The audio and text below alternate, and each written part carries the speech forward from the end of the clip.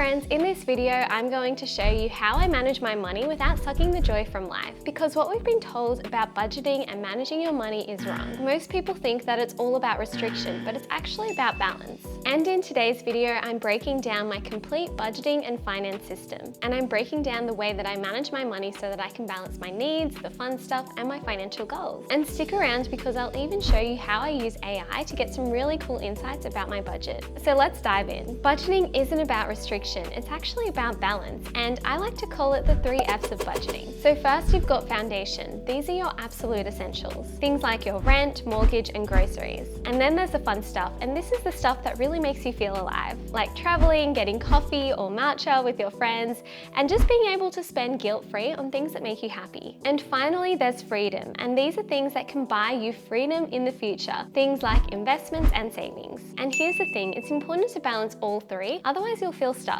Let's say, for example, you have foundation and freedom but no fun. Then you may start to feel burnt out and like you never really get to enjoy yourself. Now let's say you have foundation and fun but no freedom. You may feel anxious about not setting yourself up for the future, and you may feel trapped, feeling like you'll be working forever. And what I've realized is it's really important to balance all 3 of these categories, so then you have a really good balance between enjoying the moment and then also setting yourself up for the future as well. So this is exactly how I budget for 2025. I'm breaking it down into a few simple steps. So the first thing I do is create my budget based on my previous expenses. I've tried so many different budgeting tools in the past, but I kept on going back to using a spreadsheet because I couldn't find one that did everything that I wanted it to do. And that's one of the reasons why I created Billroo. It's a web app that combines all of the flexibility of using a spreadsheet, but all of the modern features of an app. So the first thing I do is have a look and see where my money went. So I can connect my bank accounts here via open banking. This is a really great government-backed initiative, so I don't need to share any of my bank IDs or passwords. It's all done securely through my banking app, and I can revoke the commission at any time. Or I can upload a CSV of my transactions instead. And I can even add a manual transaction as well.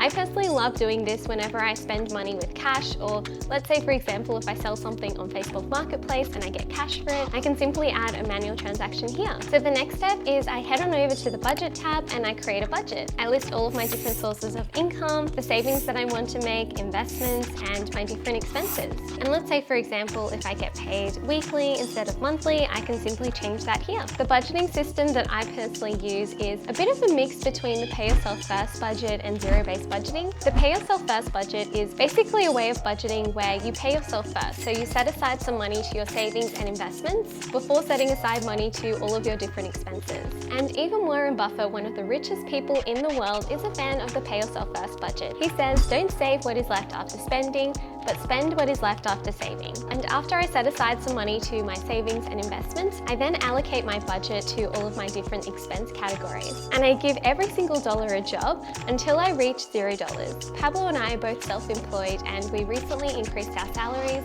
And when we did this, we decided to increase both our investments and also the money that we're spending on the fun stuff. The great thing about budgeting is if you review it regularly, and if you are, say, lucky enough to have a bit of money floating around, you can then allocate it to do a specific job, something that can enrich your life, give it more meaning, or even adjust it so you can allocate more money to freedom. So once I have put in all of my different income and expenses, the next step is to review my transactions and to make sure everything is mapped correctly. So I just go on over to the transactions page and I just make sure that everything is mapped correctly. Billroo does use AI to categorize transactions automatically, but I do like to just double check and make sure it's all correctly matched. And now for the fun part, I can zoom out and have a look on the overview page and see where my money's actually going. While looking at individual expenses is really important, I find that it's really helpful to zoom out and look at the big picture, so you can have a look at the entire forest and not just the trees. So on the overview page, I can really easily see which categories are under budget or on budget and which categories are over budget. But instead of stressing about whether I am over budget in certain categories,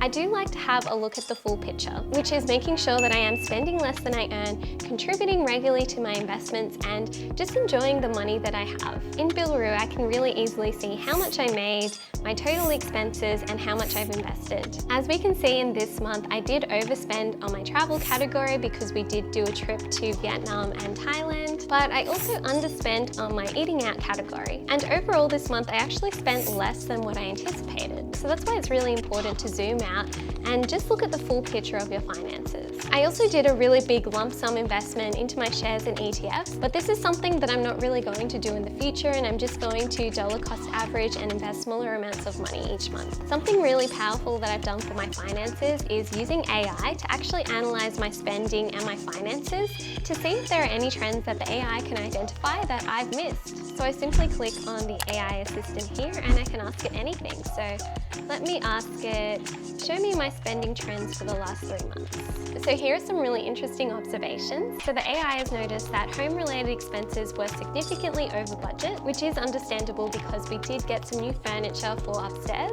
But good news, I'm managing well with daily expenses like eating out and groceries, with only minor variations from budget. So that's a win. My mortgage payments are actually under the budgeted amount, so maybe that's something that I could look into for next month's budget. Now I'm going to ask the AI to compare my foundational expenses versus my fun spending versus my freedom expenses from the past 3 months. These are some really interesting insights. So I'm investing more than I'm spending on essentials or fun, at least from the last 3 months. As I mentioned earlier, I did make a pretty big lump sum investment, but I don't usually invest that much in a smaller period of time. But it is really interesting. It does say that my fun spending is well balanced against my essentials. Home maintenance and travel were major expenditures in this period, which was definitely worth it. So overall, it's looking like I'm having some healthy financial signs with a strong focus on wealth building, balanced lifestyle spending, and essential spending well covered and managed, which is really good. I guess something that I've learned from this conversation is maybe I do even have a bit of room in my budget to spend a bit more money on the fun stuff, because I have invested quite a lot over the past 3 months. Now I'm going to ask the AI some really juicy questions.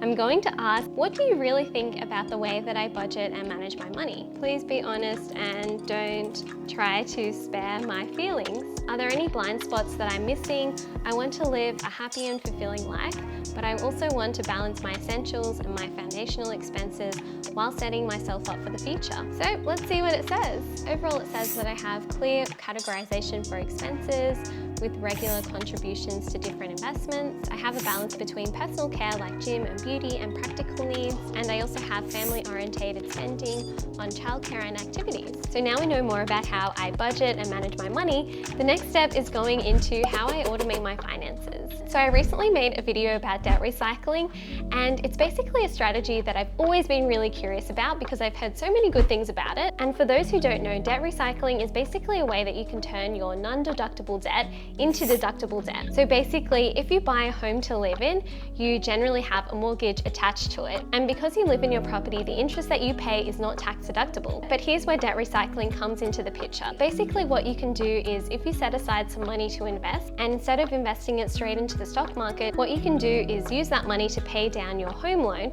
and then redraw it, and then use that redraw to invest in the stock market. And basically over time, you can reduce your non-deductible debt and increase your tax-deductible debt. I thought it sounded really, really cool in theory, so I wanted to try it for myself and see if it's actually worth it. So I called quite a few people that I really know and trust in the financial space that have been doing debt recycling for a really long time to work out how to actually do it properly. And basically what I found was it was a really big headache to set up. I had to do multiple calls with my banks to set up multiple different accounts, and I also had to wait until I had a lump sum of $20,000 to do the debt recycling. And basically what I found was by adding all of this friction and making it more complicated, I actually ended up not investing at all. And as we know, by not investing, you're actually losing money because of inflation and the rising cost of living. And something else that I found was by the time that I had actually set up debt recycling in the proper way and I was actually ready to invest, the stock market had already risen by 6 or 7%. So I'd actually lost quite a bit of money just by staying on the sidelines. So what this experience really taught me is that it's really important to just stick to the basics and just automate everything, especially when it comes to investing. The key is consistency and removing as much friction as possible. It also reminded me of another time a couple of years ago when we had gotten a bit more overconfident with our investing,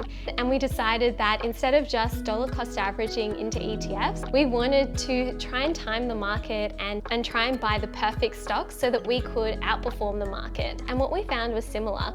We actually waited a lot on the sidelines, waiting for the perfect time to invest, over-researching into different stocks, and by adding all of this friction, we just ended up not investing at all. So now what I do is just try to keep my investing as simple as possible. Each month I set aside some money to invest, and it automatically leaves my bank account and it goes straight into my Pearler app, and it automatically gets invested into some ETFs. At the moment we invest in just 2 different ETFs.